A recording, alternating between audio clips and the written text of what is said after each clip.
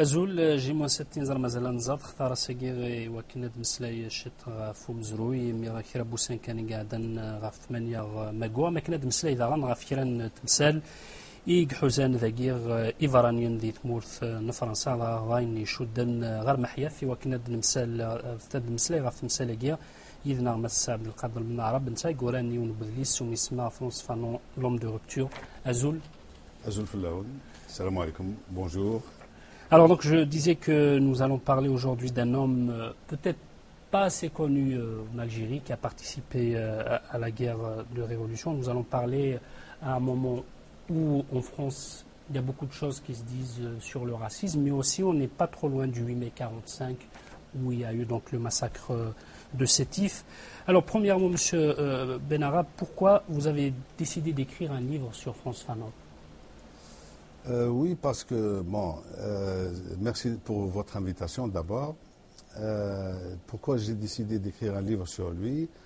Parce qu'il m'arrive un petit peu à la date anniversaire de sa mort, qui est en décembre, d'écrire des papiers dans les journaux comme ça ou dans des revues pour commémorer donc sa mort et surtout commémorer un peu son œuvre. Donc là, puis sous la demande de certains amis universitaires, et notamment d'une amie qui m'a même préfacé le livre, elle voulait qu'il y ait, à partir d'un article que j'ai écrit dans le quotidien d'Oran, que cet article puisse être donc développé et pour en faire une plaquette qu'on allait distribuer à Dakar, donc dans le milieu universitaire, où il y a l'institut qui s'appelle l'IFAN, qui est un institut très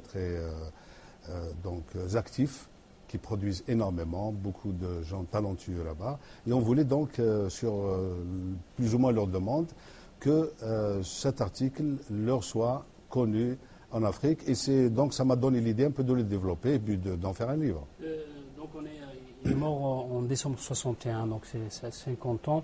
Alors quelle est l'histoire de Frantz Fanon avec l'Algérie? Lui, il en a plusieurs, j'allais dire. C'est vrai que d'abord, c'est, comme vous le dites bien, donc c'est le 50e anniversaire de sa mort. Donc nous commémorons cet anniversaire.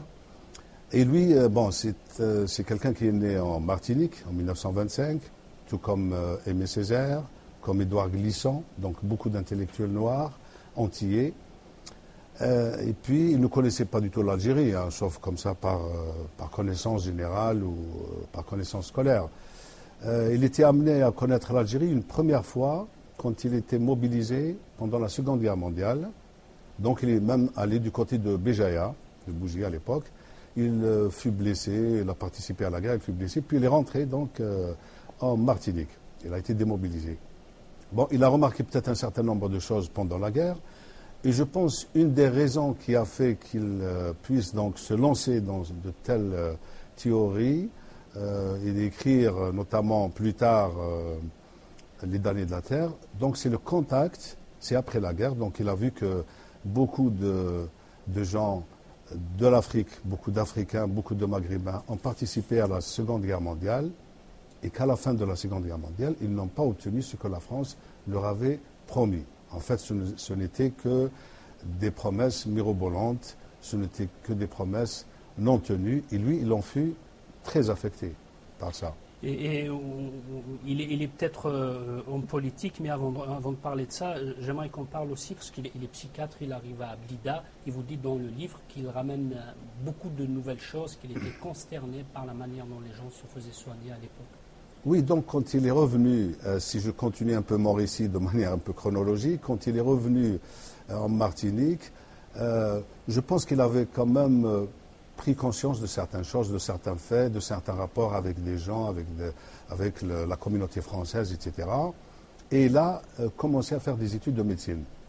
Je pense personnellement que cette motivation, cette donc volonté de faire des études médicales, et notamment psychiatriques, était pour qu'il puisse peut-être mieux affiner sa connaissance sur les rapports humains. Et en effet, donc, une fois qu'il a terminé ses études de médecine, des études de psychiatrie, il a sollicité donc, un poste en Afrique parce que c'est un grand humaniste, donc je pense qu'il avait cette verve-là. C'était né chez lui que d'aller vers l'autre et d'aider les autres, etc. Il voulait carrément aider ses frères en Afrique. Il a écrit une lettre à Senghor, et Senghor n'a jamais répondu à sa lettre. Bon, Senghor, il avait d'autres... Pourquoi il n'a pas répondu? Écoutez, Senghor avait d'autres chats à fouetter, peut-être que de répondre à une lettre de quelqu'un qui était anonyme, qui n'était pas très connu. Senghor, c'était déjà un grand homme, un grand écrivain, un grand poète, et puis un homme politique, donc très apprécié de la France, et par la suite qu'il a aidé la France, donc il a aidé qu'il a intronisé au poste de président de la République du Sénégal. Donc, il n'a pas répondu à cette lettre, mais il a eu la chance et l'opportunité, il a saisi l'opportunité d'une vacance en Algérie, d'un poste vacant en Algérie qui était à Blida. Donc c'était, je pense, le général Salan à l'époque, c'était un colonel, Salan, qui lui a écrit donc pour qu'il aille prendre ce poste-là à Blida. Et effectivement, il était très content. Il ne s'attendait pas à une telle aubaine. Il est allé donc à Joinville, donc c'est Blida maintenant, où il y avait l'unité psychiatrique la plus importante d'Afrique. Donc il y avait, c'était un grand hôpital, un grand centre d'asile psychiatrique. Donc il est allé là-bas. Il a commencé à travailler dans les années 50, c'est-à-dire en 1953, donc bien avant la guerre d'Algérie. Il est arrivé vers 28 ans. Il est arrivé à l'âge de 28 ans. Bon, on compte de 25 à 53 en gros. Donc il a essayé pour reprendre ma question, donc il a essayé d'apporter quelques changements à la manière de soigner les évidemment, quand il est arrivé à Blida, fort de ses connaissances, fort de sa formation de médecin, donc arrivé là-bas, il a remarqué que les choses n'allaient pas bien. Donc c'était pour lui et c'est vrai que c'était un médecin qui n'avait pas d'expérience, qui n'avait pas une grande pratique médicale, une grande pratique psychiatrique. Il pensait qu'un hôpital, une unité de psychiatrie, c'était pour soulager les gens, pour trouver donc des moyens de faire face aux problèmes quotidiens qui affectaient les gens et qui venaient pour se soigner. Mais en vérité, il a trouvé autre chose. Il était très étonné par la pratique psychiatrique, donc il y avait une espèce de tracé comme ça différentiel, un partage entre les musulmans et les Européens, un traitement différent. Et puis cette façon, donc, il y avait une ambiance asilaire, une ambiance carcérale carrément, de prison. C'était des gens qui étaient enfermés avec la camisole de force, etc., etc. Et puis auxquels donc on les droguait avec des médicaments toute la journée. Alors vous avez dit qu'il a écrit à Senghor qui ne lui a pas répondu. Est-ce que l'Algérie, alors, c'est par défaut? Puisque lui, au départ, il voulait aller au Sénégal. Voilà. Non, je pense que, je ne sais pas si c'est par défaut ou pas, mais s'il a choisi aussi le Sénégal, ce n'est pas pour rien, ce n'est pas gratuitement, ce n'est pas un geste comme ça. Je pense qu'il cherchait un terrain où il pouvait expérimenter ce qu'il avait, ses pensées, ses idées, ses convictions. Voilà, ses façons de voir le monde et de vivre le monde. Et donc, le Sénégal aussi, c'était une société donc peu développée, où il y avait beaucoup de misère, beaucoup de souffrance. Donc, il voulait aller quand même soulager un peu ses frères. Alors, lui, il est arrivé jeune, comme vous dites. Quels étaient ses rapports avec Senghor? On voit qu'il n'a pas voulu répondre. Césaire, quand on parle... Quels étaient ses rapports? Il était peut-être plus dur qu'eux, plus... Oui, certainement. Enfin, bon, il fut l'élève de Césaire déjà. Il était au lycée Schellcher, Victor Schellcher. Donc, Césaire, c'est un grand intellectuel, un grand poète qui est venu faire ses études dans les années 30, qui a préparé son agrégation et donc qui est rentré en Martinique donc pour s'installer. Donc, lui, il ne voulait pas vivre en France. Il s'est installé. Donc, il a eu comme élève Frantz Fanon. Il a pris beaucoup de choses. Voilà. Il pensait quoi de la négritude? La négritude, en fait, c'est quoi? C'est une prise de position. Hein. On veut définir la négritude. La négritude, véritablement, peut-être au niveau terminologique, au niveau du terme, c'est peut-être Césaire qui a qui a été le premier à employer ce terme. Mais je pense que la négritude, était déjà défini, c'est un concept qui était défini bien avant par les Américains, par les négro-américains, c'est-à-dire par quelqu'un comme Webb Dubois, par exemple, par Washington, par des grands écrivains américains de la fin du XVIIIe siècle, XIXe siècle, jusqu'à Harlem Renaissance, et qui ont opéré des véritables ruptures avec la société américaine, avec le racisme, etc. En fait, c'est une position par rapport au racisme ambiant, par rapport au regard méprisant de l'homme blanc, etc. Et quand on voit, quand on lit Fanon, quand on vous entend, on se pose la question, pourquoi il est allé voir Sartre pour la préface? Oui, bon, quand il a écrit Les damnés de la terre, puisque vous faites allusion à cet ouvrage important, donc c'est un véritable manifeste donc, de la décolonisation. Donc il est allé voir Sartre au moins pour une raison. Sartre était connu, donc si vous voulez, c'était le grand écrivain qui dominait la scène intellectuelle française, parisienne. C'était le grand philosophe, le grand existentialiste.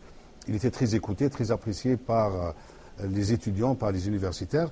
Il voulait un peu, si vous voulez, amplifier sa thèse, donc les damnés de la terre, ses idées sur le colonialisme et ses idées sur l'indépendance des peuples colonisés. Il avait espoir en ce que Sartre puisse, avec cette préface qu'il lui a faite, donc, qu'il puisse amplifier ses idées et surtout porter loin, si vous voulez, son message réel. Or, Sartre, c'est pas tout à fait ce qu'il a fait, et il y a une polémique un peu là-dessus. Et Sartre s'est couché un peu de tout son long sur cette œuvre, il l'a étouffé, avec son style grandiloquent, avec voilà, ses grandes manières de voir, et plutôt il a fait beaucoup d'ombre à cette œuvre. D'ailleurs, dans la deuxième édition, on voit qu'il n'a pas mis la préface de Sartre. Il a retiré la préface. Quels étaient les rapports après, justement je pense que c'est des rapports tout à fait...